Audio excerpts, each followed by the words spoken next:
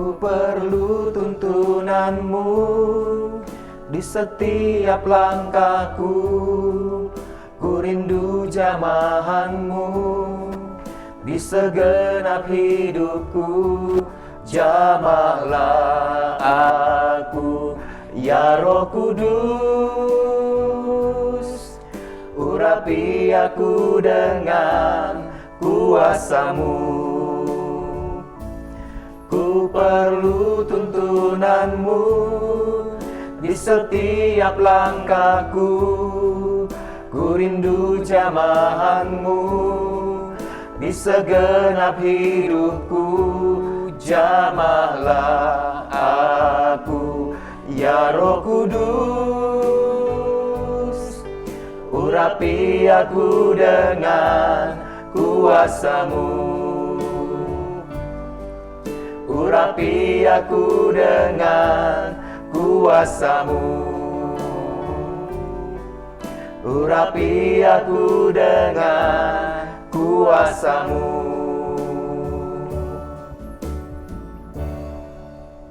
Halo para pemirsa TMB dimanapun Anda berada, kita berjumpa lagi dalam program Tuhan Masih Bekerja bersama saya Michael Wong sebagai host Anda, dan saya juga ditemani oleh rekan saya Andre Benardi. Selamat malam Andre, apa kabarnya? Selamat malam Mike, kabarnya baik. Selamat malam pemirsa semuanya. Dan tentunya kita juga ditemani oleh narasumber kita yang sudah tidak asing lagi, yaitu Bapak Pendeta Sony Zakaria. Selamat malam Dad. Selamat malam Michael, selamat malam Andre, selamat malam TMB lovers semuanya. Ya, kita kan sebelumnya sudah membahas tentang Tritunggal Tuntunan Tuhan. Ya. Bagaimana dengan prakteknya sehari-hari? Apakah ada contoh yang bisa menceritakan tentang bagaimana Tuhan menuntun kehidupan kita dari negeri kesengsaraan sampai masuk kepada negeri kelimpahan? Karena kalau ada contoh kan mungkin pemirsa bisa jadi lebih jelas begitu. Ya, tentu ada ya. Tentu saya pasti mengalaminya dan saya percaya semua mengalaminya. Kamu juga pasti mengalaminya, Michael juga pasti mengalaminya. Jadi saya rasa nanti setelah saya cerita yang kisah saya, kamu berdua bisa cerita juga cerita gitu ya? tentang kisah kamu berdua ya. Lalu nanti kita jadi bisa ngambil kesimpulan, ngambil pelajaran dari perjalanan kehidupan. Karena kan kemarin ceritanya teorinya, ini prakteknya lah ya. Jadi saya cerita mulai dari saya ya, misalnya ya. Nah, saya kebetulan memang dilahirkan dalam keluarga Kristen yang miskin dan cukup besar. Saya 9 bersaudara. Jadi karena miskinnya akhirnya saya terlambat masuk sekolah. Umur 10 baru baru masuk SD. Harusnya masuk SD kan umur 6 ya. 6 kira-kira ya. 6 ya. Berarti saya terlambat 4 tahun untuk sekolah. Karena tidak ada biaya untuk menyekolahkan saya. Umur 10 baru ada biaya untuk menyekolahkan saya. Itu pun nggak tahu dari mana biayanya pokoknya ya. Nah, sejak kecil itu seperti gitu. Lalu itu kan jadi saya sudah terbiasa di dalam penderitaan kesengsaraan seperti gitulah gitu ya. Nah, ketika besar tahun 1985 itu banyak hal terjadi dalam hidup saya, khususnya dalam kerohanian. Bulan Mei itu tepat hari Pentakosta, saya dibaptis Roh Kudus, dipenuhi Roh Kudus dengan tanda berkata-kata dalam bahasa Roh. Lalu saya dibaptis air setelah itu, dan itu kan bulan Mei. 16 Agustus, saya ingat tanggalnya 16 Agustus 1985. Itu dalam sebuah KKR anak muda pada waktu itu, pengkhotbahnya mengundang bikin altar call. Jadi ya, siapa yang menyerahkan hidupnya untuk dipakai oleh Tuhan, kira-kira seperti itu. Waktu itu saya masih sangat muda dan semangat, jadi saya maju ke depan menerima undangan altar call itu. Saya ingat cukup banyak anak muda yang berdiri di depan pada waktu itu. Saya berdiri di sebelah kiri sini, berjejer ke situ, ruangannya cukup luas. Lalu pendeta itu mendoakan satu persatu tumpang tangan. Nah, sambil menunggu doa gitu, kan semua berdoa kan. Saya juga doa sendiri-sendiri kan. Tiba-tiba saya mendengar suara Tuhan. Nah, ini audible di telinga sebelah kiri saya. Oke. Terdengar di telinga sebelah kiri saya. Saya dengar jelas di telinga sebelah kiri saya. Entah mengapa di sebelah kiri, saya juga nggak tahu. Saya agak di pojokan kiri memang. Jadi saya dengar suara itu berkata, engkau akan menjadi pendeta besar gitu. Nah, dulu-dulu saya sebetulnya nggak pernah cerita soal besar-besarnya ini ya. Ya sekarang nggak apa-apa lah ya. Siapa tahu sebentar lagi gitu Iya. kan. Kalau badan yang besar nggak mungkin soalnya ya. Pendetanya sudah pendeta, kan. Mas. Nah, saya tahu itu suara Tuhan kenapa? Tadinya saya pikir itu suara dari pendeta, ya kan? Oh, saya pikir mungkin pendetanya sudah ada dekat saya, mungkin belum tumpang tangan, karena kan kalau tumpang tangan berasa. Ini belum tumpang tangan, tapi kok kedengaran suaranya? Saya sempat buka mata waktu itu, Oke. Untuk Ngecek. ngecek ya. ngecek. Saya lihat itu pendeta masih di sana, sebelah kanan sana. Oh. Belum ke barisan saya yang sebelah kiri. Berarti nggak mungkin dia ya. Nggak mungkin dia, dan sekeliling saya nggak ada orang yang bisa bicara di telinga sebelah kiri saya gitu. Jadi saya tahu itu Tuhan, saya yakin itu Tuhan. Jadi sejak saat itu saya tahu saya akan jadi pendeta. Nah, sebetulnya karena latar belakang saya yang miskin, saya punya cita-cita setelah saya SMEA itu saya mau jadi manajer, memperbaiki nasib gitulah. Iya. Ya, siapa tahu bisa dapat gaji yang besar. Entah ada apa enggak juga tamatan SMEA bisa jadi manajer gitu. Cuma kan namanya cita-cita kan harus digantungkan setinggi langit. Iya. Nah, terus tahun 85 itu Tuhan membelokkan arah hidup saya. Jadi karena saya tahu saya akan jadi pendeta, saya fokus ke sana. Oh. Entah mengapa nggak ada perlawanan dalam diri saya. Jadi ikut aja. Ikut aja, ya puji Tuhan lah. Karena Dari nggak ada suara perlawanan. Tuhan itu ya. Jadi saya tahu saya akan jadi pendeta, dan sebetulnya itu saya masih kelas 2 SMEA. Saya pikir saya harus langsung masuk sekolah Alkitab gitu kan. Meskipun beda sama cita-cita, Dad ikut aja. Ikut aja. merubah haluan. Iya. Nggak tahu kenapa Oke. seperti itu. Mungkin Tuhan kasih saya hati yang taat. Nah, karena saya kan nggak tahu apa-apa. Saya ngomong sama pendeta senior saya waktu itu. Saya ada panggilan gini. Terus baru saya tahu belakangan untuk masuk sekolah Alkitab juga harus tamat SMA minimal, harus ada sertifikat SLTA minimal, baru bisa masuk sekolah Alkitab. Oh, jadi saya harus menamatkan sekolah dulu, Iya. karena saya baru kelas 2 kan waktu itu. Iya. Jadi saya sebetulnya agak kecewa kenapa nggak bisa langsung gitu. Cepet ya. Karena kan lagi semangatnya. Iya. Lalu akhirnya saya menamatkan sekolah 1 tahun lagi. Nah ternyata setelah sekolah, saya nggak langsung sekolah Alkitab juga gitu. Sempat sekolah Alkitab malam ya, sekolah Alkitab di Malang juga sempat sebulan, ikut seminar kepemimpinan dan sebagainya gitu. Tapi enggak yang sungguh-sungguh sekolah Alkitab untuk sarjana teologi misalnya kayak gitu. Sampai tahun 89 kira-kira, iya tahun 90 lah. Tahun 90-an 90 ya. Tahun 90-an saya jadi agak galau. Saya jadi agak galau karena posisi saya nanggung. Full time enggak, jadi pendeta enggak jadi Karena pendeta tapi persyaratannya juga yang- pelayanan gitu. Persyaratan yang kurang itu ya. Iya. Tapi ini kan saya sudah tamat SMEA, tapi entah mengapa belum terasa untuk sekolah Alkitab yang full atau gimana gitu. Sebetulnya saya maunya pelayanan gitu ya, karena memang panggilannya pelayanan gitu. Iya. Kalau sekarang kan ada banyak pendeta nggak pakai sekolah Alkitab juga bisa pelayanan tuh ya. Iya. Kalau zaman dulu itu nggak, Harus sekolah Caranya, Alkitab. jarang sekali. Jarang sekali ya. Jarang sekali yang bisa begitu. Saya rasa di kebanyakan gereja juga masih seperti itu sekarang. Akhirnya saya doa sama Tuhan, Tuhan, ini posisi saya nanggung nih. Daripada saya nggak sekolah Alkitab, cuma pelayanan, tapi juga nggak kerja, saya kan nggak ada duit. Mau dapat duit dari mana gitu? Udah lebih baik saya kerja. Oh. Sebelum itu saya pernah kerjanya dalam tanda kutip pelayanan sih ya, di sekolah yang dimiliki oleh gereja. Jadi saya bagian admin di situ, gajinya kecil sekali karena saya anggap itu pelayanan gitu. Jadi saya merasa ini nggak bagus nih posisinya. Saya doa sama Tuhan, mendingan saya kerja dulu dah sambil menunggu waktu Tuhan untuk saya jadi pendeta gitu. Karena jadi pendetanya kan sudah pasti. Saya menunggu waktu Tuhan, saya doa. Saya doa dengan secara rinci, saya doa minta pekerjaan yang hari Sabtu libur. Zaman dulu belum ada hari Sabtu libur. Ya, zaman dulu itu cuma perusahaan asing yang hari Sabtu libur. Kalau sekarang kan sudah banyak. Lalu saya minta yang bidangnya nggak mau accounting, walaupun saya tamatan accounting, itu yang saya tahu, SMEA accounting, tapi saya nggak mau yang accounting, tapi yang berhubungan dengan accounting. Karena setahu saya accounting suka lembur terus. Sedangkan saya kan mau kerja sambil pelayanan. Saya nggak suka lembur-lembur gitu kan. Saya pikir kan malam bisa pelayanan.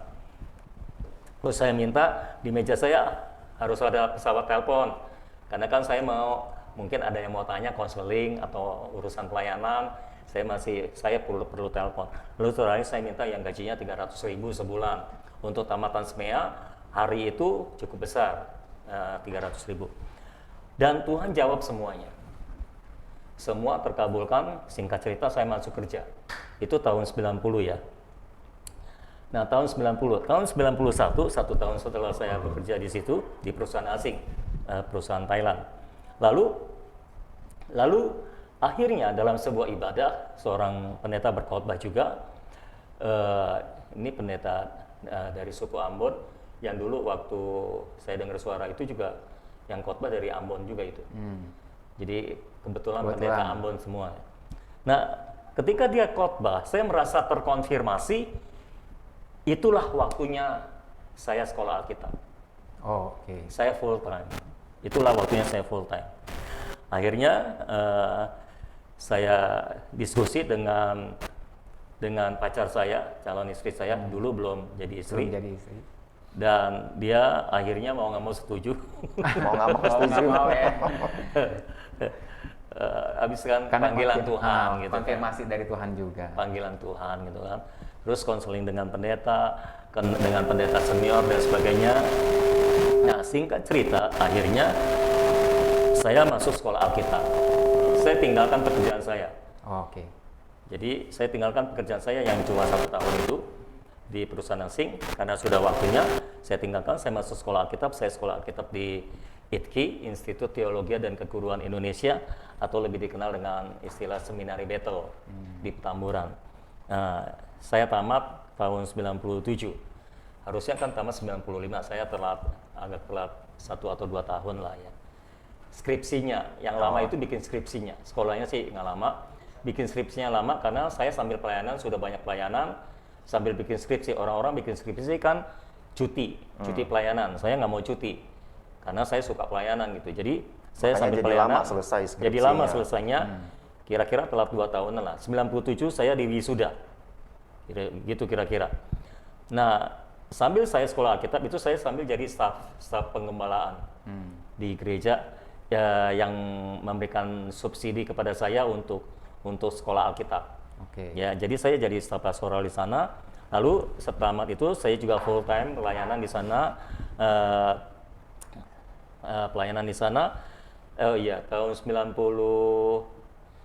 Tahun 95 saya menikah. 5 Agustus 95. 96 punya anak 1. Lalu tahun 99 lewat beberapa peristiwa, lalu mendengar surat Tuhan dalam doa.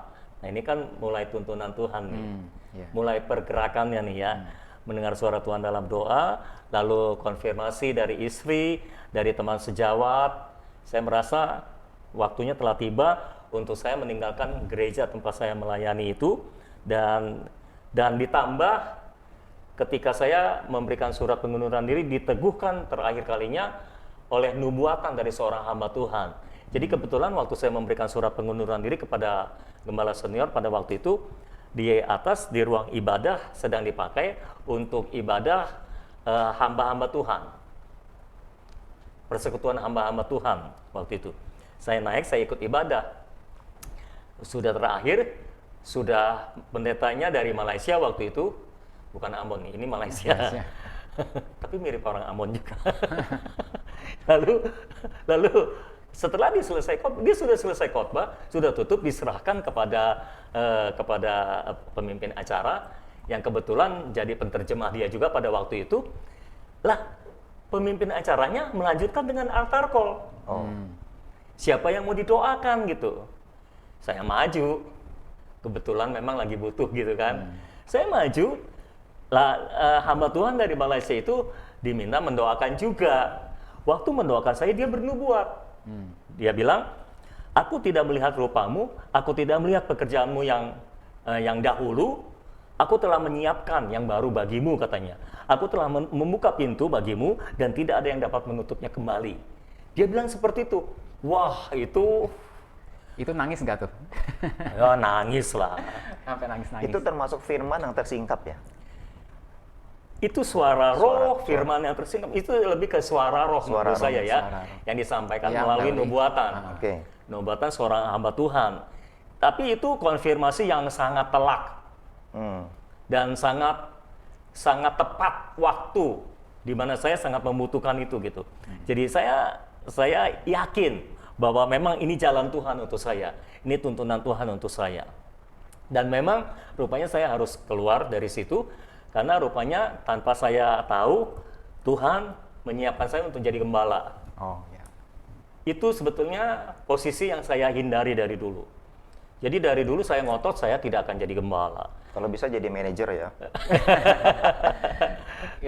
Kalaupun jadi pendeta, jadi pengkhotbah aja lah. Oke. Nggak mau jadi gembala karena saya lihat gembala itu susah. Stres ngurusin banyak jemaat yang banyak problema dan masalah. Kita juga udah banyak masalah, ngapain nambahin masalah kan gitu. Jadi saya nggak suka jadi gembala. Saya sukanya khotbah, ngajar gitu ya. Saya nggak suka jadi gembala. Bahkan ada orang yang dulu juga gitu, dia bilang sama saya, dulu saya juga kayak kamu, nggak mau jadi gembala, tapi akhirnya Tapi jadi jadi gembala. juga. Jadi juga. Ya, tapi waktu dia ngomong kayak gitu, saya masih ngomong, ya kalau Bapak bisa begitu, kalau saya nggak mungkin. Saya bilang gitu. Tapi kenyataannya akhirnya saya jadi gembala juga kan. Jadi setelah itu tahun 99 itu, tahun 98-99 gitu, akhirnya saya ditawari untuk jadi gembala oleh BPD. Ada dua tempat yang butuh gembala waktu itu, Lampung dan Jakarta. Jakarta ada di Jakarta Pusat dan Lampung. Ya, lalu dalam pemilihan ini itu juga setelah saya diskusi dengan teman sejawat, apakah saya harus jadi gembala, dan rasanya seperti Tuhan memojokkan saya tidak punya pilihan lain, udah saya ambil. Tapi kan harus memilih Lampung atau Jakarta Pusat nih gitu kan. Iya. Saya doa, saya tanya Tuhan, tolong tunjukkan saya harus di mana. Saya mau melakukan kehendak Tuhan, Tuhan mau saya di mana gitu. Kan gitu. Nah, dengan cara yang unik, Tuhan menuntun saya. Jadi waktu itu saya sudah diminta ambil keputusan untuk yang di Jakarta Pusat. Saya bilang, nanti saya ke Lampung dulu. Setelah saya dari Lampung, baru saya ambil keputusan apakah saya akan di sini atau di Lampung. Jadi ceritanya saya dijadwalin khotbah di Lampung oleh BPD. Dan waktu saya khotbah itu, nanti diaken di sana akan menilai saya, dan saya secara pribadi juga dalam hati saya juga akan menilai apakah dengan merasakan perasaan roh, apakah itu tempat saya di sana gitu kira-kira. Ceritanya saya khotbah di sana, selesai khotbah, para diakennya ngajakin saya makan di sebuah restoran, lalu mereka ngomong sama saya. Mereka bilang, maaf katanya, kami sudah ambil keputusan yang kami pilih untuk jadi gembala satu pendeta lain, pendeta wanita waktu itu, bukan saya. Jadi sudah ada yang dipilih ya? Sudah ada yang dipilih, pilihan mereka.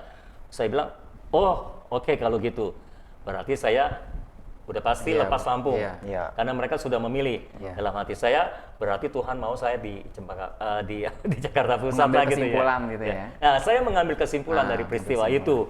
Jadi setelah pulang dari sana, saya kasih jawaban ke Jakarta, ke gereja yang Jakarta. Oke, saya jadi gembala di sini, saya terima di sini, kayak gitu.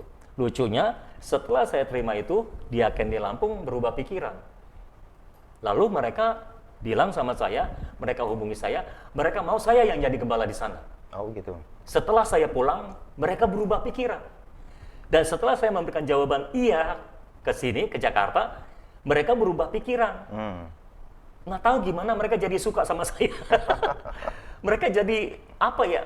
Benar-benar punya keinginan untuk saya yang jadi gembala di tempat mereka gitu. Tapi udah terlambat itu.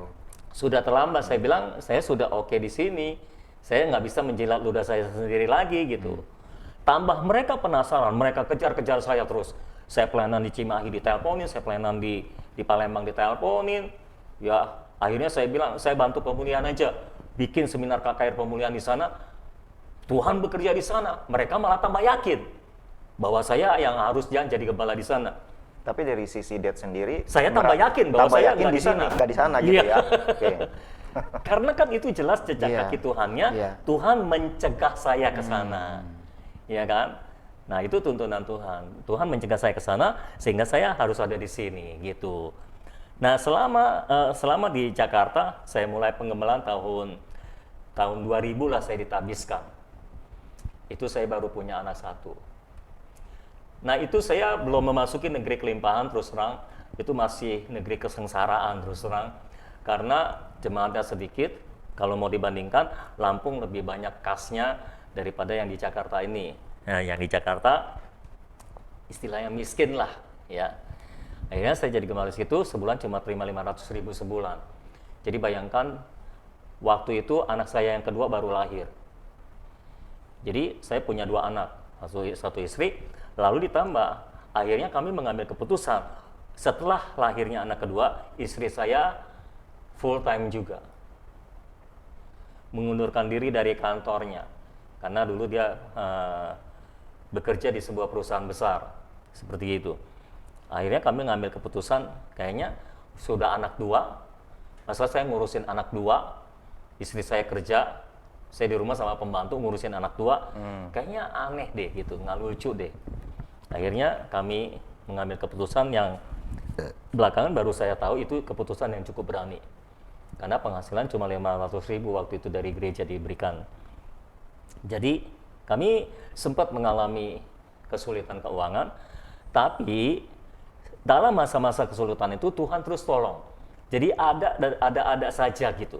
Saat butuh bayar uang sekolah, ada saja Tuhan buka jalan dan sebagainya gitu.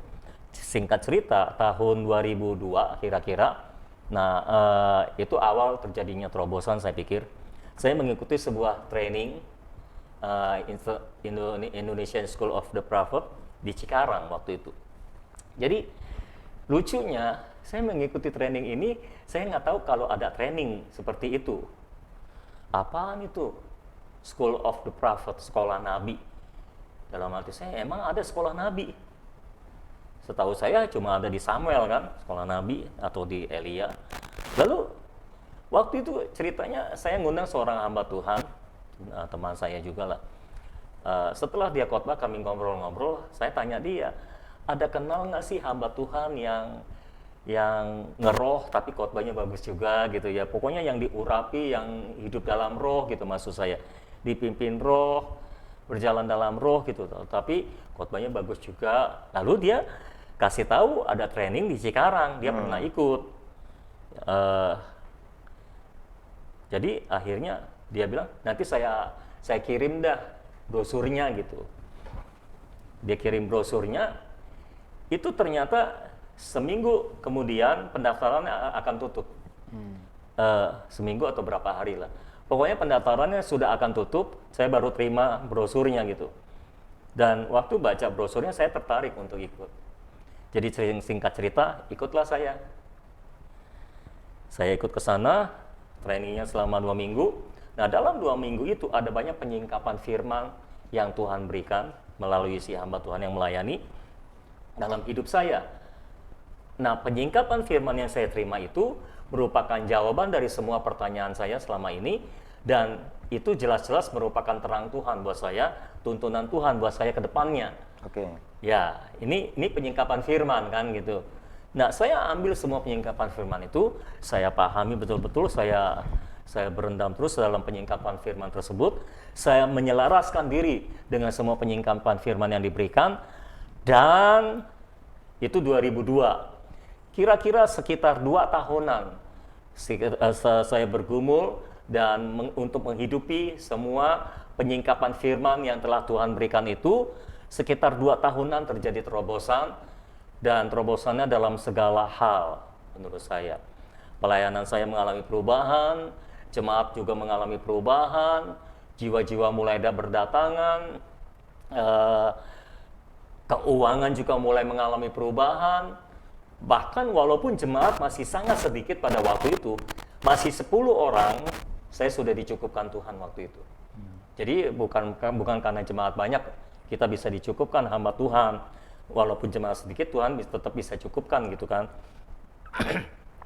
Jadi tanpa saya sadari, disinilah negeri kelimpahan saya. Ya. Tuhan bawa saya dari negeri kesengsaraan kepada negeri kelimpahan dengan tuntunan rohnya yang begitu luar biasa, sampai akhirnya saya menyadari dan mengalami inilah negeri kelimpahan saya. Jadi negeri kelimpahan bisa berupa pekerjaan yang Tuhan berikan buat kita, itu juga bisa jadi negeri kelimpahan. Tapi yang saya mau gariskan adalah saya bukan hanya mengalami terobosan dalam area keuangan, dalam area kesehatan pun seperti itu. Jadi dalam berbagai area ada Dalam pelayanan, ya? dalam kerohanian, mendengar suara Tuhan menjadi lebih jelas, tambah jelas, dan kerohanian juga tambah mantap, tambah dewasa, pelayanan juga lebih mantap, lebih jelas semuanya, karena ada banyak firman yang sudah disingkapkan tersebut. Jadi begitulah kisah saya dari negeri kesengsaraan kepada negeri kelimpahan. Tapi semuanya dengan tuntunan roh. Tanpa tuntunan roh, saya yakin saya nggak bakal sampai di negeri kelimpahan saya. Kira-kira dengan Tritunggal tuntunan roh Dengan itulah ya. Tritunggal tuntunan roh. Yang penting kita ikutin tuntunannya Kita itu. ikutin. Oke. Mungkin saya menggarisbawahi pemimpin. Sepertinya nggak ada peran pemimpin di sini ya. Waktu itu memang nggak ada pemimpin rohani yang saya bisa datang untuk meminta arahan atau perintah. Ya, pemimpin struktural ada, tapi pemimpin rohani tidak ada untuk saya memintakan arahan dari Tuhan melalui dia. Tapi kalau kita tidak memiliki pemimpin yang di atas kita yang bisa memberikan arahan, kita bisa memilih teman sejawat. Tadi kan Ya. saya ceritakan, saya diskusi dengan istri, dengan teman sejawat. Nah, teman sejawat ini yang saya tahu sudah cukup dewasa rohaninya, sudah cukup tahu pelayanan, dia pendeta juga, dan cukup bisa dipercayalah. Nah, saya menerima konfirmasi dari dia. Oke. Jadi itu pengganti pemimpin sebetulnya. Jadi begitu ceritanya. Jadi Tritunggalnya ada kan, firman ada, Roh Kudus Roh Kudusnya ada, ada. pemimpin ada sebetulnya. Dan memang bisa ya, kita memang untuk berangkat dari negeri kesengsaraan Bisa. menuju negeri kelimpahan itu Kan Tuhan, sesuatu yang sangat mungkin terjadi. iya kan Keluaran 3:17 kita sudah bahas kan, aku akan menuntun engkau dari negeri kesengsaraan kepada negeri kelimpahan, Iya, iya. negeri yang berlimpah-limpah dengan susu dan madu. Bukan hanya terjadi di Alkitab, bukan hanya cerita di bangsa Israel itu, tapi Iya. di dalam kehidupan nyata sekarang pun bisa terjadi. Bisa terjadi, Memang sangat seharusnya bisa. Alkitab itu harus kita alami. Ya, Isi justru. Alkitab itu harus kita hidupi ya. Iya, ya sekarang giliran kamu. Ya coba deh, kamu cerita dong. Kan ada juga dong pengalamannya kayak gini. Ya, kalau terkait dengan tuntunan Tuhan, yang bisa saya share Ya, bagaimana Tuhan membawa saya dari negeri kesengsaraan kepada negeri kelimpahan. ya, Ada di area kesehatan, sebelumnya kan saya juga pernah saksikan di episode yang awal-awal itu, Iya. bagaimana Tuhan menolong saya ketika sejak tahun 2008 itu saya mengalami satu kondisi kesehatan yang sangat buruk, yang sangat membuat hidup saya sangat terganggu. Itu benar-benar sesuatu yang sangat nggak enak pada waktu itu. ya, Tapi seperti yang sudah pernah saya sampaikan, Tuhan menolong saya melalui Dad Sony yang memberikan anugerahnya gitu, menyingkapkan firman, melatih cerita saya. realnya gimana dari awal sakit itu? Berarti sakit itu kalau nggak salah jadi bikin berbagai hal terganggu, bangkrut ya? kondisi keuangan Ya. itu terkena dampak, pekerjaan, pelayanan, banyak hal yang terganggu. Sampai benar-benar waktu itu ya perubahan drastis terjadilah akibat masalah penyakit itu, masalah penyakit panic attack atau anxiety disorder, serangan panik atau gangguan kecemasan. Jadi itu situasi yang pada waktu itu hidup saya itu benar-benar ada di kondisi yang sangat-sangat berat pergumulannya. Dengan kata lain negeri kesengsaraan itu ya. Kesengsaraan di bagian Jadi sudah sakit, sakit. tidak punya uang juga gitu ya. Ya. Oh itu situasi yang berat. Singkat cerita dari dalam hal penyakit itu Tuhan tolong saya setelah saya dilatih bagaimana saya bisa memiliki pola pikir yang benar, Ya. memberikan Berarti arahan ya? firman, arahan dari pemimpin. Jadi ini bentuknya pemimpin dan firman. Nah, masalah itu akhirnya ya selesai, walaupun itu termasuk penyakit yang katanya itu salah satu penyakit yang Tak tersembuhkan. nyaris tak tersembuhkan gitu ya, susah untuk disembuhkan, Ya. seperti itu. Tapi bagi Tuhan tidak Tapi ada bagi yang mustahil. Tuhan itu tidak ada yang mustahil. Dalam hal kesehatan saya sudah berpindah dari negeri kesengsaraan, sudah masuk ke negeri kelimpahan dalam hal kesehatan berkat peran seorang pemimpin. Ini memang Tuhan campur tangan melalui firman, melalui kuasa roh, tapi yang mendominasi menurut saya itu peran pemimpin pada waktu itu. Ya. Demikian juga dalam hal kerohanian, sejak saya kenal dengan Dad Sony di tahun 2009 itu saya banyak mengalami penyikapan firman. Saya juga dilatih bagaimana untuk saya bisa hidup lebih akurat, bagaimana saya mendengar suara Tuhan. Ada hal-hal yang dulu saya nggak bisa, akhirnya saya jadi bisa. Misalnya seperti dulu kan nggak bisa berkhotbah.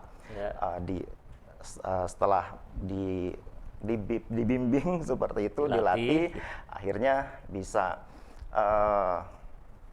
Banyak hal mengalami perubahan juga dalam area kerohanian. Terjadi perpindahan juga menurut saya. Jadi area kesehatan, area kerohanian, ada perubahan yang cukup signifikan, yang perbedaannya jelas dari negeri kesengsaraan berpindah ke negeri kelimpahan. Nah, dalam hal keuangan juga akhirnya menyusul seperti itu. Jadi mungkin dalam hal keuangan ini saya bisa cerita lebih secara sistematis kronologinya. Oh jadi disehatkan dulu ya? Disehatkan dulu 2008 sampai 2012 itu masalah kesehatan. 2012 itu selesai masalah kesehatan itu sudah beres. Nah, 2013 mulailah babak yang baru, kira-kira seperti itu. Di 2013 itu saya ada buka usaha toko bahan bangunan. Ya. Waktu itu usahanya dengan modal pinjaman, saya pinjam dari saudara-saudara saya untuk usaha itu. Kemudian di tahun 2011 itu saya juga, sejak 2011 itu saya juga ada investasi di pasar modal. Ya. Nah, ternyata investasi yang di pasar modal itu rugi. Kemudian di usaha toko bahan bangunan saya juga rugi juga. Oh iya. Jadi kondisi keuangan waktu itu nggak bagus, Morat-marit. cukup berat gitu pergumulannya. Akhirnya terpaksa saya harus jual rumah, jual mobil untuk mengatasi masalah kerugian itu. Tapi ternyata udah dijual rumah dan mobil itu tetap nggak cukup untuk menutupi kerugian Anda. Nah, sejak itu saya harus tinggal di rumah kontrakan, hidup yang sederhana lah sejak itu. Banyak hal berubah, banyak penyesuaian yang harus terjadi. Makan ya sederhana aja. Gitu. Liburan juga sangat-sangat tidak memungkinkan. Kalau sampai harus liburan pun disiapkan dari jauh-jauh hari itu. Tapi liburannya juga yang sederhana. Gitu, nggak bisa yang terlalu bagaimana-bagaimana. Banyak hal yang harus disesuaikan, banyak yang terbatas gitu. Dulu ada kendaraan kan bisa kemana-mana bebas kan, tapi sejak itu jadi naik busway, naik ojek online, taksi online, nebeng temen. Nah itu opsi-opsi untuk saya mobile seperti itu. Ke mall juga sama keluarga terpaksa sering bawa makanan dari rumah. Gitu. Jadi bawa makanan dari rumah, makannya di mall. Makannya ya? di mall, tetap saya makan di mall, Iya, cuma iya. bedanya makanannya bawa dari rumah. Iya, iya. Iya, iya. Nah, itu cukup Itu cara untuk menyiasati. Jadi cukup berat Bisa pada makan waktu di itu. mall tanpa Bisa, keluar uang. tetap bisa. Nah,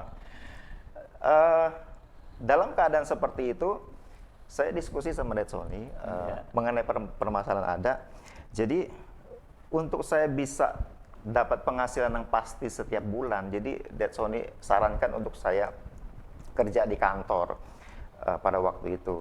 Jadi dengan background saya di bidang accounting, saya coba lamar kerjaan untuk bagian accounting. Kirim lamaran melalui ini informasi dari iklan-iklan di internet gitu kan, lowongan kerja yang ada. Saya kirim lamaran. Seingat saya waktu itu ada ratusan ya, sekitar ratusan lamaran yang saya kirim. Rajin juga Tapi cuman ada 2 panggilan interview, dan itu pun hasilnya saya nggak diterima.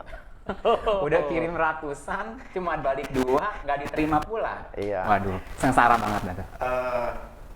Akhirnya singkat cerita, Dad Sony menyarankan saya kerja di kantor konsultan pajak. Tapi ini sifatnya lebih kepada perintah, agak sedikit memaksa gitu. Loh, kenapa sampai bisa begitu? Karena kantor konsultan pajak yang tempat saya kerja itu juga pemiliknya anak rohani Dad Sony juga.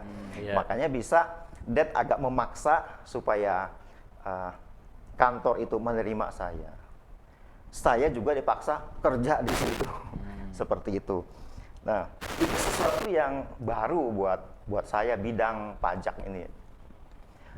Di accounting itu memang ada pajak-pajaknya sedikit tapi nggak terlalu mendalam. Nah, disinilah di kantor ini saya belajar lebih banyak lagi tentang perpajakan seperti itu. Jadi belajar lagi tuh ya. Nah, ini ada peran sangat jelas, ada peran seorang pemimpin yang terlibat di dalam proses ini, dan ini merupakan salah satu campur tangan Tuhan yang menuntun saya untuk mempersiapkan saya menjadi konsultan pajak di kemudian hari. Itu awalnya tanpa saya sadari. Saya juga lihat ada jejak kaki Tuhan. Kenapa saya kirim lamaran sampai ratusan enggak diterima, seperti itu. Itu adalah saya bisa mengambil kesimpulan itu sebagai cara Tuhan untuk mencegah saya jangan kerja di perusahaan itu, gitu. Supaya saya bisa dikondisikan memahami perpajakan. Seperti itu. Mungkin saya potong sedikit ya. Mungkin saya bisa tambahkan dari pihak saya ceritanya. Dari pihak saya ceritanya, kenapa saya masukkan di kantor konsultan pajak. Terus terang waktu itu saya juga bingung. Saya juga bingung gimana caranya nolongin ini anak. Masalahnya kan dia sudah berkeluarga, sudah punya istri, sudah punya anak. Kalau sudah punya anak kan kebutuhan terus berlangsung kan. Nggak bisa ditinggal. Sedangkan penghasilan tidak ada. Sudah melamar kirim ratusan lamaran. 2 yang dipanggil, itu pun nggak diterima. Gimana caranya nolong orang, ini anak gitu saya pikirkan. Saya terus bawa dalam doa dan minta tolong, berikan tuntunan, berikan ide. Secara terus terang, secara real, Tuhan nggak ngomong apa-apa sama saya. Tuhan nggak suruh lakukan ini, lakukan itu, nggak. Cuma waktu itu saya melihat kemungkinan. Saya melihat kemungkinan ada seorang jemaat juga yang kantor konsultan pajak yang kebetulan dia juga memulai usahanya tanpa modal dan sesuai dengan arahan yang saya berikan juga. Nah, jadi saya melihat kemungkinan itu ada. Lalu saya dekati itu jemaat. Saya kompromi sama dia, bisa nggak tolong diterima ini saudara seiman ini untuk kerja di situ, dibayar gitu ya. Nah, dia bilang apa ya, ya bisa sih, memang bisa dibutuhkan juga gitu ya. Cuma kan bayarnya nggak bisa gede-gede Iya. gitu kan. Saya nanya waktu itu kebutuhannya berapa gitu sebulan. Dia sebutkan satu jumlah. Nah, orang ini nggak bisa bayar segitu. Jadi sesuai dengan standar gaji yang ada di dia. Ya, saya pikir masuk dulu aja deh gitu. Jadi ceritanya masuk lah gitu ya. Iya. Awal-awal kan belum cukup ya gajinya Iya. kan. Berapa setelah 3 bulan ya? Ya 1-2 bulan atau saya nggak ingat 2 bulan 1-2 atau ya, bulan. sekitar segitulah satu. Jadi itu kisahnya, saya sedang ada di dalam perjalanan, saya sedang setir mobil, lalu jemaat yang punya konsultan pajak ini telepon saya. Dia bilang, ini ada satu konsultan yang apa sih ceritanya, ada satu klien Ada pelayan. yang sebetulnya sudah gagal lah gitu, sudah nggak mau lah jadi klien gitu ya. Proposal sudah diberikan, kalau nggak salah ceritanya kayak gitu ya. Lalu dia bilang, tapi ini dia nanya lagi, nanya lagi, mau masukin proposal lagi, kayaknya ada kemungkinan mau nih jadi klien gitu. Lalu saya tanya, bayarannya berapa sebulannya dari klien itu gitu kan. Lalu dia cerita bayarannya segini. Nah, saya langsung ingat Andre waktu itu. Dan seperti ada sebuah keyakinan roh dalam diri saya untuk melakukan sebuah tindakan yang nggak pernah saya lakukan sebetulnya waktu itu. Saya langsung tembak itu jemaat, saya bilang, mau nggak saya doain supaya klien itu masuk, nanti kamu bayar si Andre segini gitu. Itu kira-kira separuh kurang dari yang dia terima lah kira-kira gitu. Bisa nggak gitu, mau nggak? Saya tawarin kayak gitu. Aduh. Jadi kalau saya doain, kalau dia masuk, kamu bayar si Andre segini, saya gitu. Ini agak memaksa sedikit. Negosiasi yang aneh menurut saya. Itu memang nggak pernah saya lakukan, cuma nggak tahu kenapa saya terdorong untuk melakukan itu pada saat itu. Itu spesial lah, nggak selalu dilakukan ya. Dan singkat cerita dia setuju. Dia setuju. Karena kan mau klien masuk juga iya, kan, didoain, kalau nggak didoain takutnya nggak masuk. Dan dia juga mikir mungkin kalau saya kasih dia segini, saya masih untung segini, jadi boleh lah. Gitu. Iya kan saya bilang kan kamu masih untung banyak juga, iya. masih lebihnya masih lebih banyak lah gitu istilahnya gitu. Jadi kan. bisa hitung-hitungan lah ya, konsultan pajak Jadi, nggak bisa ngitung. maksud saya juga nggak mau merugikan orang lain juga gitu. Ya saya minta tolong untuk bantu saudara yang lain, tapi dia juga nggak terlalu dirugikan, Iya, maksud saya iya, gitu. Kan daripada nggak masuk sama sekali saya nggak doain, kan mendingan masuk iya, kan, lumayan juga dapatnya gitu kan. Saya doain, saya bilang. Jadi singkat cerita dia setuju, saya doain dan klien itu masuk. Deal. Oh, gitu ya. Deal. Iya. Jadi Wah, ya ditambahkan gajinya ya. iya. Jadi dari pihak saya ceritanya kayak gitu. Itu sebetulnya arahan di tengah kebingungan. dan saya cuma merasa saya harus melakukan ini, saya harus melakukan itu, saya lakukan saja gitu. Nah itu lebih banyak melibatkan perasaan roh saya rasa gitu ya. Oke, lanjut. Jadi pada saat itu kondisinya akhirnya seperti yang tadi disampaikan oleh Detsoni, masalahnya bisa diatasi untuk sementara Iya. dari kondisi nggak punya penghasilan itu, jadi bisa ada penghasilan yang cukup lah untuk saat itu. Kemudian itu kan terjadinya di 2014 ya, pertengahan. Lalu lanjut di 2015, saya merasa terdorong untuk masuk di dalam sebuah komunitas, ya, sebuah wadah namanya FGB MFI, Full Gospel Businessman Businessman. Fellowship International. Itu komunitas pengusaha Kristen interdenominasi. Ya. Nah, saya diskusi juga sama Detsoni tentang hal itu. Dan pada waktu itu Detsoni setuju untuk saya bergabung di komunitas itu dan mendukung saya untuk melayani di wadah tersebut. Kalau nggak salah waktu itu saya bilang juga ya, itu bisa jadi jalan buat kamu gitu ya. Ya, itu juga salah satu hal yang disampaikan juga, Iya. seperti itu. Nah, ini eh, ini juga ternyata merupakan satu skenario Tuhan untuk menuntun saya berpindah dari negeri kesengsaraan saya itu, karena di sini juga menjadi salah satu titik di mana saya akhirnya mengalami terobosan keuangan yang membawa saya masuk ke negeri kelimpahan, seperti itu. Nah, itu koneksinya itu akan bisa terlihat ketika di tahun selanjutnya, di tahun 2016 saya kembali terdorong untuk membuka usaha konsultan pajak secara mandiri. Saya diskusi lagi dengan Dad Sony tentang rencana ini. Jadi pada waktu itu setelah dibahas, Dad Sony setuju untuk saya mulai usaha jasa konsultan pajak secara mandiri. Ya.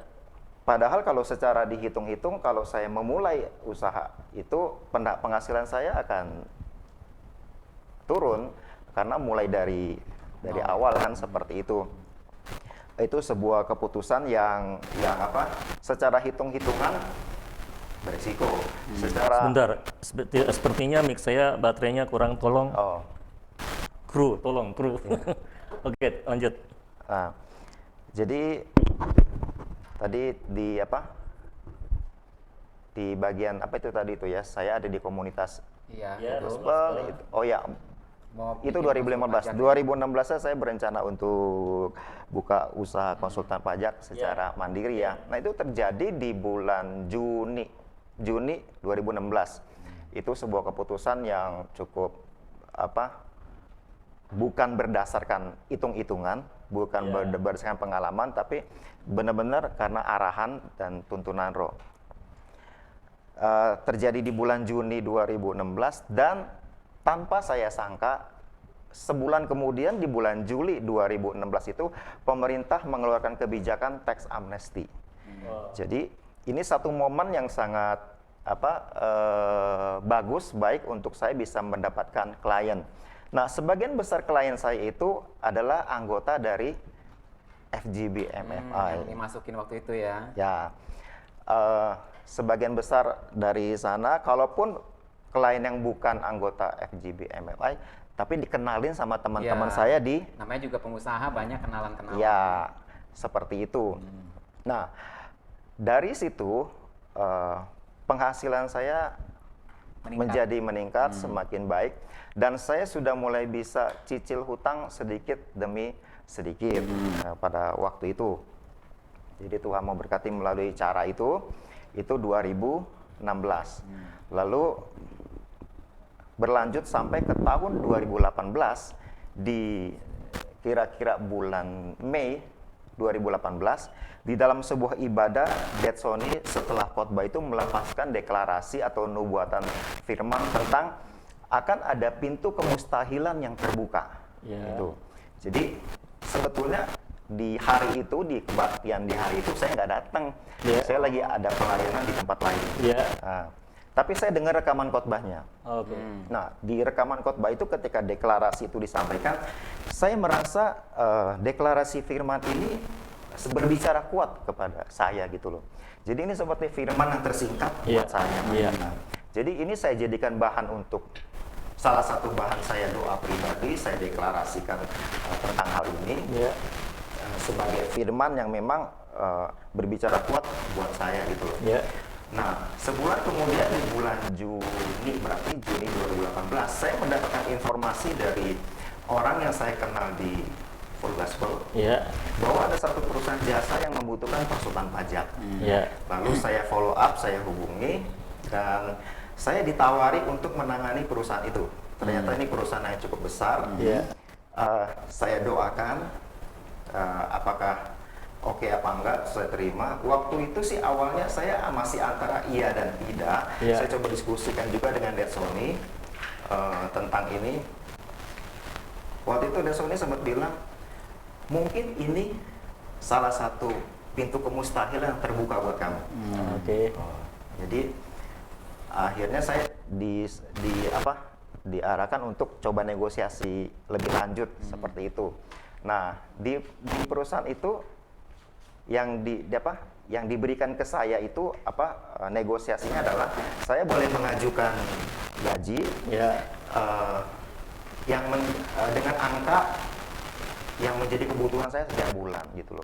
Jadi saya nggak boleh bekerja dengan ada kekurangan gitu, harus dibebaskan. seperti Disuruh itu. tulis ya. Disuruh tulis Budget rinci apa yang menjadi kebutuhannya ya. kebutuhan saya setiap bulan secara keseluruhan.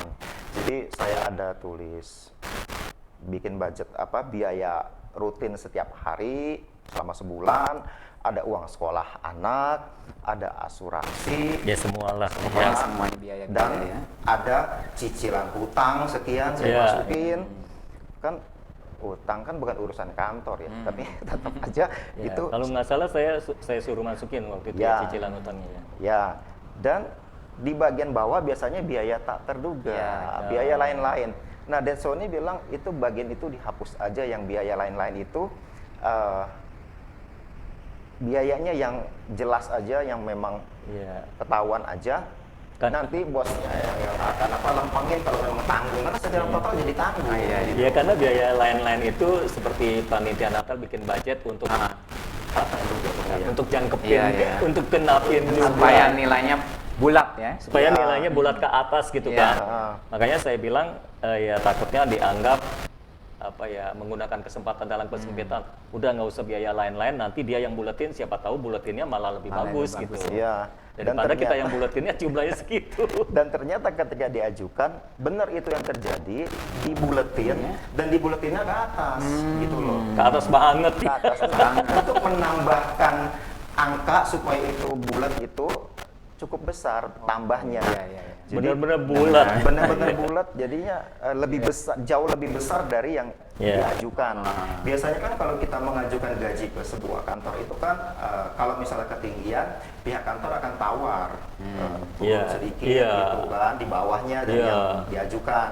Tapi ini malah digenepin bukan ke bawah tapi ke atas, dan ke atasnya cukup Iya, Ke besar. atas ya. Ini kan sesuatu yang kalau bukan Tuhan yang kerjakan, Tidak. rasanya Iya, nggak iya, mungkin iya. terjadi. Iya. Nah, ada jejak kaki Tuhan yang jelas dalam hal ini seperti itu.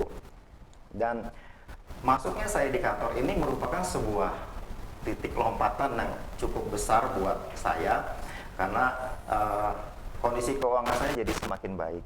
Jadi saya bisa mulai mencicil utang dengan jumlah yang lebih besar, dengan rutin seperti itu. Ini satu hal yang saya lihat memang campur tangan Tuhan sangat nyata melalui pekerjaan firman yang tersingkap, melalui peran seorang pemimpin di dalam kehidupan saya. Dan tahun 2000 masa pandemi, bahkan 2020. 2020 di ya. masa pandemi, bahkan Tuhan memberkati saya dengan Lebih heran lagi.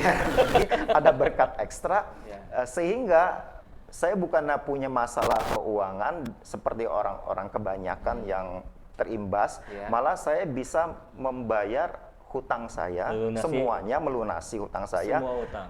yang selama 7 tahun itu tak terselesaikan. Jadi malah di masa sebelumnya. pandemi justru hutang terlunaskan ya, bukan Iya. lagi bukan lagi masa-masa yang aman malahan ya, masa-masa yang kalut malah bisa bayar hutang sampai lunas. Ya, jadi itu satu hal yang saya melihat sangat jelas ada jejak kaki Tuhan menuntun kehidupan saya. Iya. Mungkin di 2021 ini sih sepertinya bisa beli rumah lagi. Wah, luar Amin. biasa. Amin aja ya. Amin. Dari perjalanan ini saya melihat Tuhan menuntun saya untuk pindah dari negeri kesengsaraan ke negeri kelimpahan. Faktor yang sangat dominan menurut saya selain dari firman, selain dari perasaan roh, tuntunan roh, tapi faktor pemimpin itu Besar sekali ya, lebih besar besar sekali. ininya, perannya seperti itu. Kira-kira itu yang bisa saya saksikan tentang Oke. Tuhan menuntun kehidupan saya dari negeri kesengsaraan masuk ke negeri kelimpahan. Nah ini unik yang kisahnya Andre.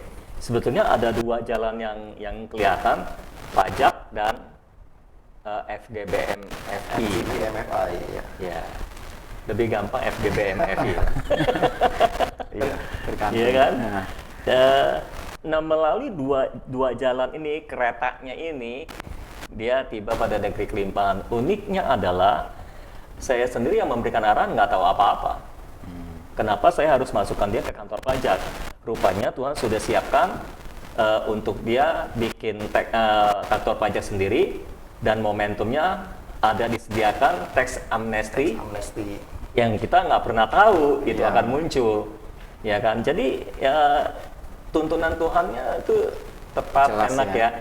Dan melalui itu lompatannya sampai ke tempat yang sekarang. Tapi kan yang full gospel ini juga jalan. Betul. Jalannya melalui itu. Makanya saya bilang ini bisa jadi jalan Tuhan. Jadi saya sendiri nggak ngerti apa-apa. Tapi Tuhan kan yang maha tahu Sama, semuanya. saya juga nggak ngerti mana Iya. itu.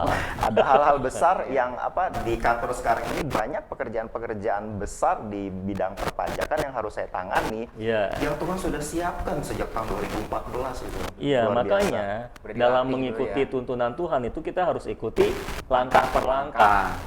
Karena kadang-kadang kita nggak tahu apa yang akan terjadi di depan, apa yang Tuhan siapkan. Saya sendiri nggak pernah tahu kalau Tuhan menginginkan saya jadi gembala sekali waktu. Saya pikir Tuhan nggak bakal menginginkan saya jadi gembala. Ternyata saya yang nggak menginginkan saya jadi gembala gitu kan. Gitu. Nah, jadi Andre sudah, giliran Michael. Cuma waktunya sudah habis. Iya, Michael. waktunya sudah habis nih. Memang waktu ini cepat berlalu ya. Kalau kita bicara soal pekerjaan Tapi Tuhan. saya rasa kali ini nggak apa-apa, pemirsa akan sabar menunggu Nggak kamu. apa-apa ya, aduh.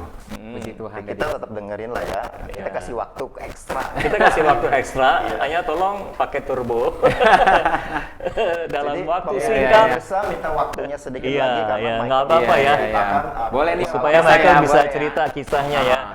Kalau enggak nanti dia pulang nggak Iya, enak nih. nggak enak. Nanggung. Karena kalau episode sampai minggu depan lagi, Iya. Tanggung. Kita takut pemirsa kecewa juga. Kok iya, interviewnya belum iya. disampaikan gitu. takutnya oke. ada yang nungguin ceritanya Michael. Ya sebenarnya kisah saya ini 5 menit ya? kalau mau lengkapnya ya bisa nonton di episode yang dulu ya, itu bisa dulu ada ya. Nah, tapi kali ini karena Waktu. itu merupakan tuntunannya ya, kita oke. bicara soal tuntunannya. Nah, negeri kesengsaraan saya itu sebenarnya dimulai itu pada waktu saya lulus kuliah ya. Setelah saya lulus kuliah itu saya kerja, dapat pekerjaan, dan saya tuh gagal istilahnya di pekerjaan itu karena nggak becus lah kerjanya gitu ya. Kemudian saya udah itu kerja lagi di tempat akunting juga sama, dan akhirnya saya berhenti juga. Itu yang pertama kali itu berhentinya dahsyat saudara, 23 hari gitu. Udah langsung berhenti. Nah yang kedua ini saya agak lama, 1,5 bulan, tapi ini berhentinya juga karena saya anggap memang saya nggak becus kerja gitu. Nah bayangkan saudara, saya waktu itu merasa hidup saya tuh kok kayaknya begini ya hidup ya. Kenapa saya merasa sengsara waktu itu? Karena saya punya latar belakang tuh sekolah bagus gitu, nilai bagus, ranking bagus gitu. Tapi kenapa ketika di dunia kerja tuh kayaknya nggak bisa gitu, nggak becus gitu. Iya. Jadi saya merasa Banyak yang begitu. nggak ada gunanya gitu ya. Udah itu juga pertama saya merasa seperti itu, nggak ada gunanya gitu ya saya ke sekolah tinggi-tinggi. Yang kedua juga kan malu ya. Malu juga secara prestasi gitu ya. Kemudian juga saya juga ada rasa tanggung jawab sama keluarga dong. Keluarga udah mengsekolahkan saya tinggi-tinggi tapi dengan biaya yang banyak gitu, tapi kenapa nggak ada hasilnya gitu. Tapi untungnya orang tua saya dulu nggak marah-marah begitu ya sama saya. Mereka mungkin melihat saya juga udah berusaha gitu. Nah waktu itulah di tahun 99 itulah saya terhubung dengan Dad Sony waktu itu. Waktu itu Dad Sony belum menjadi gembala, jadi dia masih pelayanan biasa gitu ya, masih tengah-tengah pelayanan. Dan akhirnya karena saya merasa saya nggak mau kerja akunting lagi, saya belum tahu nih mau apa gitu hidup ini kan. Akhirnya saya memutuskan untuk mengikuti Dad Sony dulu dalam pelayanan dia sebelum dia jadi gembala. Nah waktu itu kira-kira tahun 99 lah. Waktu itu saya ikut gitu ya. Nah dari situlah saya mulai mendapatkan banyakan masukan-masukan dari dia ya, dari Dad Sony, memperbarui pikiran saya ya, firman Tuhan. Tadinya kan saya merasa diri saya gagal, nggak bisa apa-apa dan sebagainya kan. Tapi dengan dekat dengan dia, saya lebih banyak dapat seperti akses untuk menerima hal-hal yang baru ya, kebenaran firman istilahnya. Dalam hal ini firman yang disingkapkan bagi saya gitu.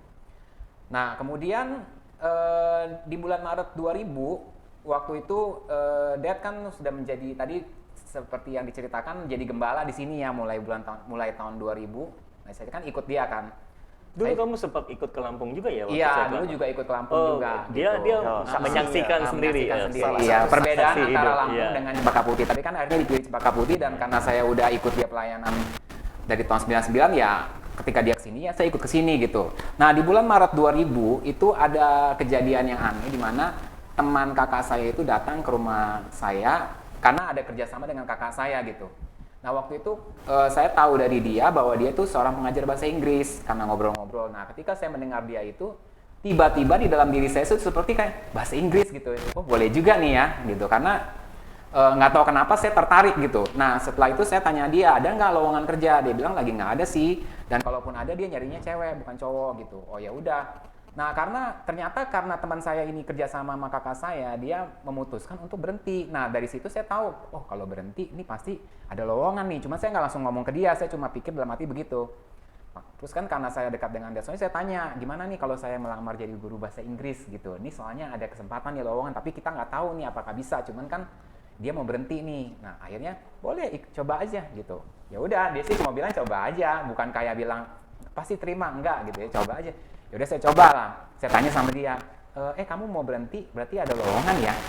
Coba dong tolong hubungkan saya dengan pemiliknya supaya saya bisa di-interview gitu. Oh boleh kalau gitu. Ya udah akhirnya baru hari itu saya pikir ya kapan-kapan lah ya. Besoknya langsung telepon. Boleh katanya datang aja. Ya udah saya datang gitu. Saya datang di situ dites masuk gitu. Sebenarnya sih nilainya nggak 100% ya. Cuman karena mungkin ngajarnya mungkin karena cuma SD, SMP, TK ya nilai segitu boleh lah ya. Oh boleh. Nah, ya udah akhirnya saya ngajar di situ. Selama itu saya ngajar di situ. Nah, itu kan Maret 2000 ya. Tiba-tiba tahun bulan Juli 2000 itu saya punya keinginan terdorong untuk sekolah desain gitu.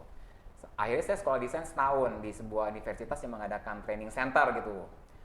Dulu mungkin saya terdorong juga untuk itu karena saya pelayanannya media waktu itu bidangnya ya. Waktu pelayanan bantuan Deadson itu pelayanan media gitu. Jadi saya pikir dengan adanya itu bisa memberikan saya kemampuan lebih bagus gitu untuk mendesain gitu ya. Nah itu bulan Juli 2000 saya harus setahun ya selesai. Nah kemudian di bulan Desember itu gereja Cempaka Putih mengadakan Natal kan, biasa ya di situ mengadakan Natal dan itu mengundang hamba Tuhan dari Amerika. Nah di situ saya seperti tanda kutip dijorokin untuk terjemahin hamba Tuhan itu dari Amerika itu, ya. Dan waktu itu saya pikir karena saya udah lama ikut dia ya saya percaya apa yang dikatakan oleh dia gitu. Ya udah saya ikutin aja disuruh terjemahin. Toh juga saya udah ngajar bahasa Inggris kan dengan pertimbangan itu juga sebenarnya dia suruh saya itu juga dengan pertimbangan ya sudah pernah ngajar bahasa Inggris ya bisa lah ya untuk terjemahin orang. Dan akhirnya itu lewat bisa gitu ya walaupun tidak langsung perfect gitu ya. Tetapi kita bisa lihat di situ bahasa Inggris gitu ya. Nah, kemudian di tahun itu juga tahun 2001 itu saya juga Tuhan datangkan hamba Tuhan lagi untuk saya latihan. Entah kenapa bisa begitu ya dari Swiss, dari Amerika, dari Malaysia gitu datang ke gereja sini dan akhirnya saya punya pengalaman gitu diperdalam lagi. Nah, kemudian kan saya tadi bilang saya kuliah di bulan Juli 2000 ya. Setahun kemudian tuh bulan Juli 2001 saya lulus kan. Nah, udah lulus itu saya belum dapat sertifikat tuh, nunggu sebulan dulu. Jadi bulan Agustus saya dapat sertifikat. Nah, di bulan Agustus setelah saya dapat sertifikat, tiba-tiba rumah saya kedatangan tamu. Siapa itu tamunya? Tamunya itu adalah pendeta yang sudah lama nggak ketemu sama saya. Mungkin 2-3 tahun lah nggak ketemu. Itu tiba-tiba bisa datang. Jadi saya udah dapat sertifikat desain nih. Tiba-tiba dia datang. Dia bilang, ini Jonathan Prawira ada buka lowongan nih untuk desain grafis katanya untuk penerbitan Kristen yang baru buka. Saya bilang, Jonathan Prawira terkenal tuh saya bilang karena kan saya dulu dengar lagu dia ya. Ya udah di mana alamatnya itu dikasih gitu. Nah ini aneh sekali saudara baru lulus dapat sertifikat desain ditawarin pekerjaan desain grafis. Nah itu kalau bukan Tuhan saya kira nggak mungkin deh ya. Jadi itu kelihatan sekali jejak kaki Tuhan di situ. Dan akhirnya saya datang ke sana dan saya wawancara. Sebenarnya diterima udah, cuman saya bilang nanti dulu karena saya mau tanya dulu saya bilang nanti saya pikir dulu gitu. Langsung saya tanya Deadsoni, gimana nih gini-gini.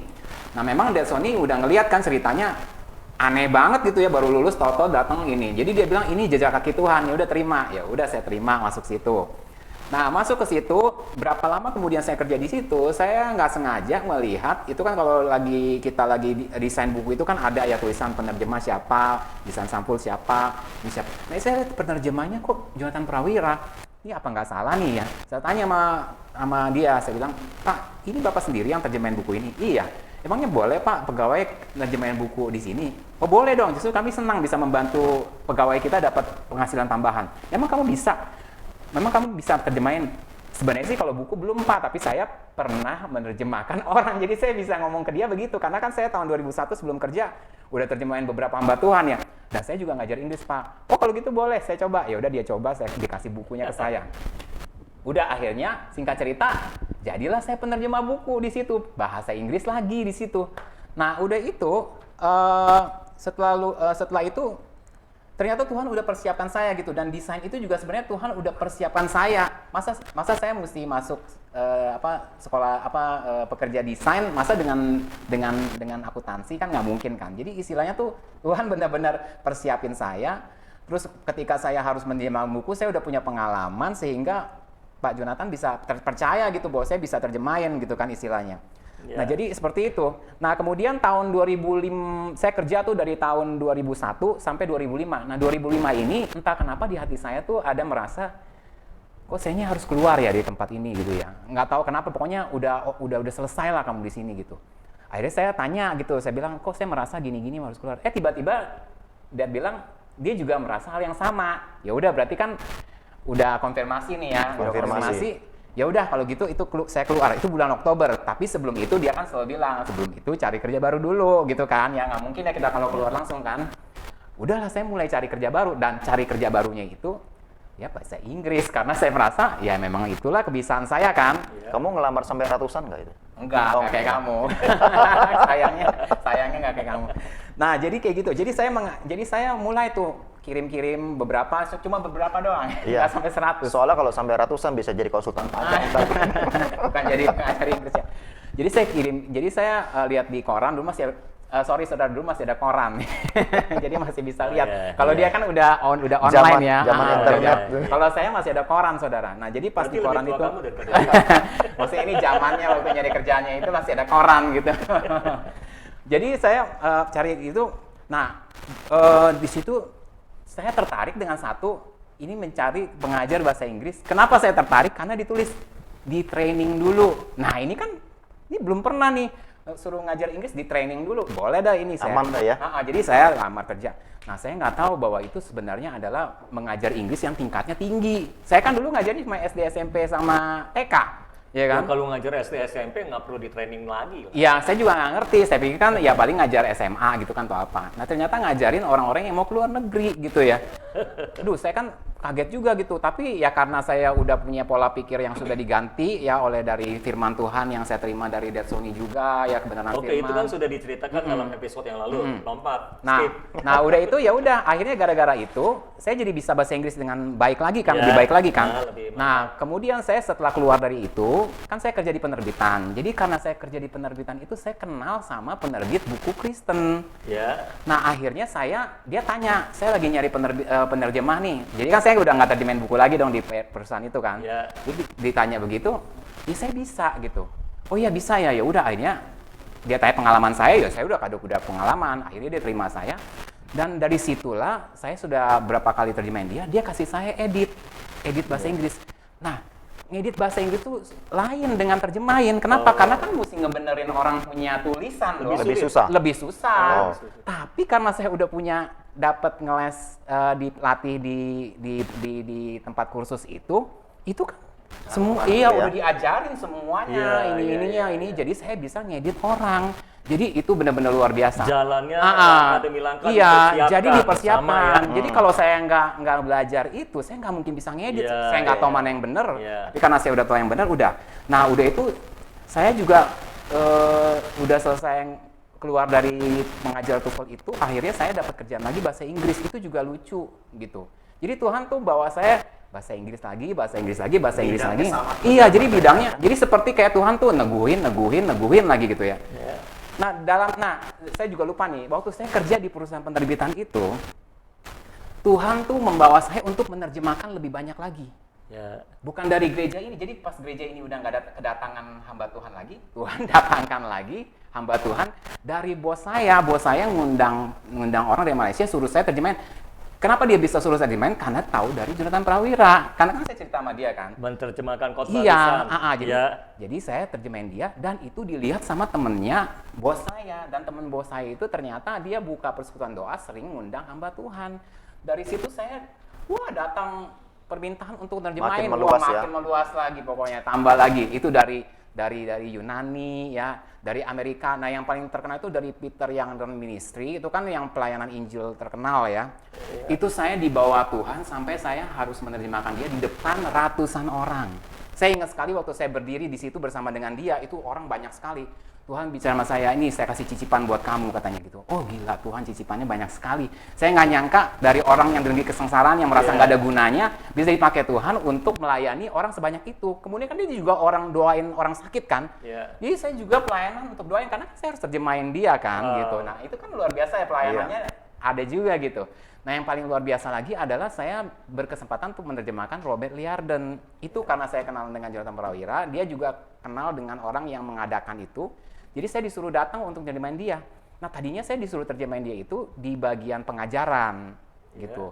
Ternyata nggak jadi karena dia belum datang. Jet lag karena dia jet lag jadi nggak bisa. Saya pikir nggak jadi, ya udahlah nggak apa-apa gitu ya.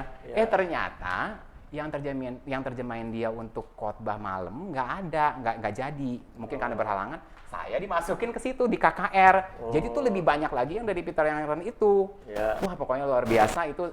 Kok bisa-bisanya ya saya yang dulunya merasa sengsara gitu nggak ada guna bisa dipakai Tuhan untuk KKR seperti itu, dan orangnya banyak gitu. Ternyata berguna juga lah. Iya gitu istilahnya. Nah itulah di situ. Nah jadi kembali lagi ngajar bahasa Inggris lagi. Itu juga caranya luar biasa dah. Bukan saya yang cari. Itu ada orang yang pasang PP di Facebook. Kok nyari guru bahasa Inggris susah banget ya? Nah itu teman saya satu jemaat itu temennya dia. Dan dia tahu kan saya ngajar bahasa Inggris sama sini. Dia bilang saya, "Nih saya kenalin sama teman kamu deh." Dia tanya saya dulu, "Mau nggak kerja situ?" "Oh, boleh gitu." Dia kenalin saya. Akhirnya saya ngajar bahasa Inggris lagi di situ. Nah, kemudian dari situ saya ngajar bahasa Inggris lagi. Lalu saya kemudian berhenti tahun 2000 berapa gitu. Lalu saya kemudian saya ada kerjaan lagi bahasa Inggris lagi, tapi di tempat yang sama. Akhirnya bulan September 2019 saya kerja lagi bahasa Inggris di tempat yang sama. Nah, kemudian di bulan November 2018 ya, itu saya dapat message di pesan saya media sosial dari Amerika. Nah, ini sebenarnya dia nyari penerjemah, dia lihat PP saya itu kan guru bahasa Inggris gitu ya. Jadi dia bilang, "Nih saya dapat PP dari kamu nih, di sini saya lagi mencari penerjemah." Nah, itu sebenarnya juga arahan dari Dad waktu itu. Dad dulu suruh saya untuk mencari kerjasama dengan orang luar negeri gitu. Sebenarnya untuk jual barang ya, bukan untuk ini lagi. Tapi selalu Tuhan bawanya ke bahasa Inggris lagi gitu ya, ke situ lagi. Intinya yang saya sampaikan adalah kamu punya kemampuan bahasa Inggris, seharusnya bisa memanfaatkan itu untuk menarik sumber-sumber dari luar negeri, dari asing. Begitulah pokoknya maksudnya. Cuma istilahnya Tuhan balik lagi ke situ. Nah waktu itu saya tanya Dad juga, "Nih saya tawaran bahasa Inggris gini." "Ya udah, coba aja." Dia selalu ngomongnya kayak gitu. "Ya udah, coba aja."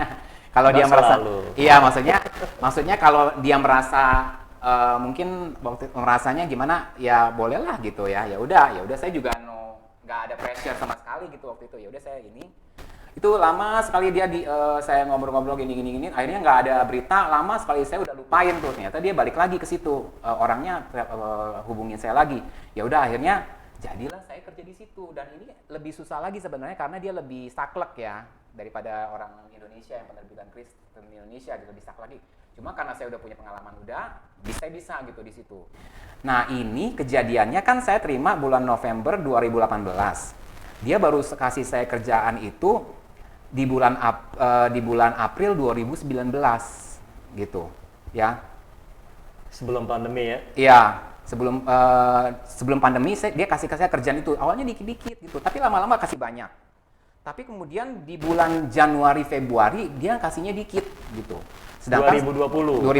Sedangkan saya kan masih ngajar tuh di bahasa Inggris tuh. Nah, Nah, karena pandemi ini saya diberhentikan dari pekerjaan bahasa Inggris saya karena kan orang pada Selamat. pada ini ya, pada nggak mau lah kalau yang Iya. namanya bayar untuk Online kursus nggak online mau, nggak mau. ya. Kursus memang Ah, ah, ah. dibatasi. Tiba-tiba pada saat saya diberhentikan itu, yang dari Amerika ini malah ngasih saya kerjaan banyak. Wow. Jadi saya dapat itu dibayarnya dolar, saudara, dibayarnya dolar gitu. Wow. Jadi istilahnya tuh di masa pandemi ini justru Tuhan menyelamatkan saya dari kesengsaraan saya, dari pandemi ini sehingga saya bisa membiayai kebutuhan orang tua saya gitu. Dulu saya merasa malu gitu sama orang tua saya karena saya nggak bisa membahagiakan mereka karena saya merasa nggak berguna. Tapi di tahun ini justru Tuhan memberikan saya kelimpahan sehingga saya bisa membiayai orang tua saya karena kakak saya juga terkena imbasnya kan istilahnya. Jadi saya bisa membiayai orang tua saya. Jadi itu seperti kayak istilah kitab saya itu perhiasan ganti abu gitu. Kain kabung ganti sukacita, benar-benar. Dibalikan Tuhan sedemikian rupa sehingga saya dalam keuangan berkelimpahan, kemudian dalam pelayanan juga Tuhan juga luar biasa gitu kan. Nah, itu semuanya saya dapatkan dari tuntunan Tuhan, dari pimpinan Tuhan, dari dorongan Roh. Pokoknya semuanya yang Tritunggal itu langkah per langkah semuanya itu jelas sekali jejak kaki Tuhannya. Kalau kita mau trace semuanya jelas sekali bahwa itu Tuhan benar-benar, dan kalau bukan Tuhan itu nggak mungkin terjadi. Padahal backgroundnya beda ya dulu waktu accounting itu malah nggak berhasil. Tapi ini bidang yang baru tapi malah berhasil, itu karena memang Tuhan yang menuntun ke situ. Gitu. Tapi yang saya benar-benar terkesan itu adalah saya bisa membalas orang tua saya gitu loh. Kalau dulu itu saya merasa saya tuh sebenarnya malunya sama orang tua gitu, bukan sama orang-orang lain. Orang lain mungkin malu juga, cuman saya lebih malu sama orang tua saya. Saya nggak malu ya. Tapi tahun ini, karena kan saya nggak terlalu kenal sama Dad Sony, dulu belum terlalu kenal. Tapi tahun ini Tuhan membalikkan gitu. Saya bisa membuktikan sama mereka bahwa saya bisa membiayai mereka gitu. Nah itu bagi saya tuh berkesan sekali gitu. Jadi dari negeri kesengsaraan sampai ke negeri kelimpahan itu luar biasa sekali ceritanya. Ini yang kesekian orang yang cerita sama saya, bagaimana Tuhan menyelamatkan dia pada masa pandemi. Iya, betul. Nah, sebetulnya kasusnya Andre sama. Tuhan telah menyiapkan langkah-langkahnya untuk menyelamatkan dia dari masa pandemi. Iya. Bayangkan kalau dia di antara 100 lamaran yang dia itu diterima. Kan belum tentu. Nah, beda ceritanya kan. Nah, ternyata konsultan pajak adalah salah satu bidang usaha yang kurang terkena imbas dari pandemi ini gitu ya. Ada salah satu jemaat juga yang 2018 ditawari, tadinya dia ngajar di bimbel, di sebuah bimbel, lalu ditawari masuk sekolah swasta, ngajar di sekolah swasta. Dia tanya saya, gimana masuk apa jangan? Saya bilang masuk. Gajinya juga lebih baik, iya di sekolah swasta. Kita nggak tahu kalau 2020 akan terjadi pandemi dan terjadi PSBB. Bimbel tutup. Online nggak mau orang. Kalau sekolah aman. Jadi dia diselamatkan dari bimbel. Ya kalau dia masih di bimbel bisa dibayangkan dia bakal seperti Michael dipecat. Dikeluarkan karena memang udah nggak ada kelas. Tapi kalau sekolah online orang masih mau dan masih bayar uang sekolah kan. Jadi diselamatkan. Cara Tuhan itu luar biasa dan Tuhan memang luar biasa sih. Nah, bicara soal tuntunan Tuhan juga, Dad, saya juga teringat gitu dengan pesan nubuatan. Ingat gak dulu waktu yang kita undang Pak Petrus Siapa? Pak Agung itu, siapa namanya? Petrus Agung. Bukan. Thomas Agung. Thomas Agung. Nah, dia kan nubuatin gereja kita di tahun 2000 itu. Nah, saya ingat sekali dan saya percaya program Tuhan Masih Bekerja itu sebenarnya juga penggenapan firman dari yang dinubuatkan oleh Pak Thomas Agung itu. Tahun 2000 itu. Dia bilang kan GSJA dulu kan namanya Cempaka Putih, tapi karena untuk relevansi saya bilang Living Christ aja ya. Jadi GSJA Living Christ itu tuh seperti kitab yang masih kosong. Dan Tuhan tuh sedang menulis dengan tangannya sendiri sejarah GSJA Living Christ ini. Jadi karena Tuhan tulis, itu adalah sejarah gereja yang indah dan dahsyat karena Tuhan sendiri yang tulis. Sehingga pada waktunya GSJA Living Christ ini bisa menjadi kitab yang terbuka yang bisa dibaca semua orang yang mau melihat pekerjaan tangan yang kuat. Nah, jadi saya rasa itu udah digenapi. Dan terus terang, saya waktu ingat ini, Tuhan ingatkan lagi, ternyata ini yang kedua kali digenapinya. Yang pertama itu digenapinya tahun 2014 ketika buku ini muncul. Buku Tuhan Masih Bekerja. Ini kan tentang kitab, benar-benar Iya. buku ya. Tapi tapi ini beda. Ini dengan cara video gitu. Dan itu orang bisa melihat jadi kitab yang terbuka gitu. Temnya tetap Tuhan Masih Bekerja begitu ya. Iya, gitu. Oke. Jadi dari buku ke video sekarang ke audio video. Dan program acara Tuhan Masih Bekerja ini kan juga tuntunan Tuhan kan yang dia terima kan untuk ada hal ini kan. Tapi kita nggak nyangka bahwa ini bisa jadi platform yang Tuhan pakai untuk menjadi kitab yang terbuka yang bisa dibaca semua orang, dan ini mungkin bisa lebih banyak orang lagi gitu. Amin. Saya harap semua pemirsa juga bisa menangkap apa yang dipancarkan dari acara ini. Dan saya yakin memang seringkali nubuatan itu digenapi bukan hanya satu kali, tapi 2 kali, 3 kali, dan biasanya semakin penggenapannya itu semakin besar. Gitu. Semakin besar dari buku ke audio visual, kita nggak tahu lagi nanti penggenapannya apa. Kita nggak tahu, kita nggak tahu ya. Apakah bisa masih akan muncul Tuhan Masih Bekerja dalam bentuk lain. Memang selalu awalnya kita nggak tahu. Iya, Nanti Tuhan kita bekerja, juga nggak kita tahu akan ya, menyadari. maksudnya hidup kita kok bisa jadi kesaksian buat orang juga, padahal waktu itu lagi sengsara banget gitu ya. Kok bisa-bisanya gitu orang yang Tapi udah sengsara. yang saya garis bawahi adalah makanya tahun ini saya sebut sebagai tahun tuntunan dan perlindungan. Yang saya garis bawahi adalah mau nggak mau kita harus mengambil keputusan untuk semata-mata mengikuti tuntunan Roh. Tanpa itu tidak ada janji yang bisa digenapi. 1 jutaan orang keluar dari Mesir dan menerima janji akan dibawa ke negeri kelimpahan. Cuma 2 orang dari dan 1 jutaan menerima janji, cuma 2 orang yang melihat penggenapan janji. Itulah mereka yang berpegang pada firman Tuhan, pada tuntunan Roh, pada pemimpin, tiang awan, tiang api. Mereka tetap percaya kepada firman, kepada pemimpin yang suruh mereka masuk merebut tanah perjanjian. Jadi saya percaya Tuhan akan menggenapi janjinya. Amin. Tapi kalau hidup kita nggak sesuai dengan tuntunannya, kita nggak ngikuti tuntunannya, saya rasa nanti kita cuma isap jempol. Gitu ya. Orang lain menerima penggenapan janji, kita tidak melihatnya. Jadi setiap saudara kalau ingin melihat penggenapan janji dalam hidup saudara, saya dorong setiap saudara untuk mengikuti tuntunan Roh. Kita doa sebentar untuk semua pemirsa ya. Kita doa semua ya saudara ya. Beberapa menit. Bapa dalam surga, kami berdoa di dalam nama Yesus, biarlah Engkau menjamah setiap pemirsa yang menyaksikan tayangan ini. Tuhan, biarlah Tuhan semua tuntunan Tuhan yang sudah dialami oleh kami bertiga di dalam praktek akan bisa menjadi inspirasi bagi mereka semua ya Tuhan, sehingga mereka semua akan terinspirasi untuk mengikuti tuntunan Roh, mengikuti tuntunan Tuhan. Kami sudah menyampaikan tentang Tritunggal tuntunan Allah, biar semua pelajaran yang kami sampaikan itu bisa ditangkap, dipahami Tuhan. Dan tolong Roh Kudus, berilah roh hikmat, roh pewahyuan kepada mereka semua, kepada kami semua Tuhan, sehingga kami benar-benar bisa memahami tuntunan Tuhan dalam hidup kami, dan kami bisa mengikutinya langkah per langkah, sehingga hidup kami terlindung dan kami akan tiba di negeri kelimpahan kami. Kami akan tiba di negeri perjanjian kami, di mana kami bisa melihat semua janji Tuhan, semua yang baik dari yang Tuhan janjikan. Tidak ada yang tidak terpenuhi, semuanya terpenuhi. Terima kasih Bapa dalam surga, berkati kami semua, berkati semua pemirsa yang menyaksikan tayangan ini. Di dalam nama Yesus kami berdoa. Amin. Amin.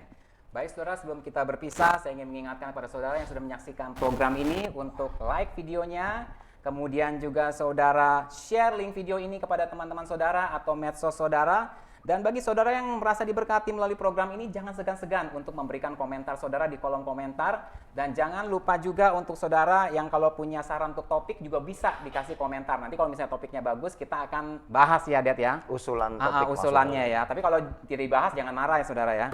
Lalu kalau saudara ada kesaksian dan pertanyaan, saudara juga bisa tulis di kolom komen atau di hotline chat kami nomor di bawah ini ya. Dan bagi yang pertama kali baru menyaksikan program Tuhan Masih Bekerja atau yang baru pertama kali ke channel YouTube Sony Zakaria, jangan lupa untuk langsung subscribe dan juga bunyikan loncengnya supaya saudara mendapatkan notifikasi setiap kali program Tuhan Masih Bekerja atau program-program dari kami lainnya yang ditayangkan di YouTube ya. Dan juga kami juga ada program Daily Bread bagi saudara yang ingin berlangganan Daily Bread, saudara akan dikirimkan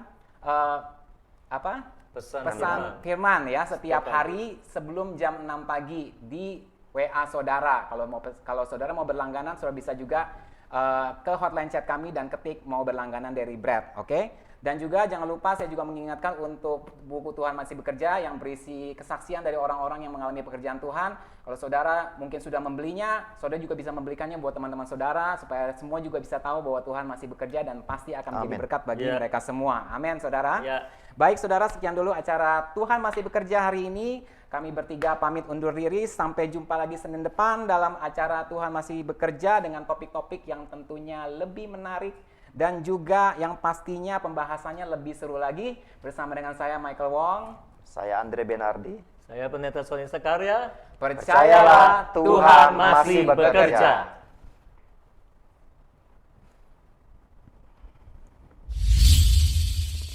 Percayalah Tuhan masih bekerja.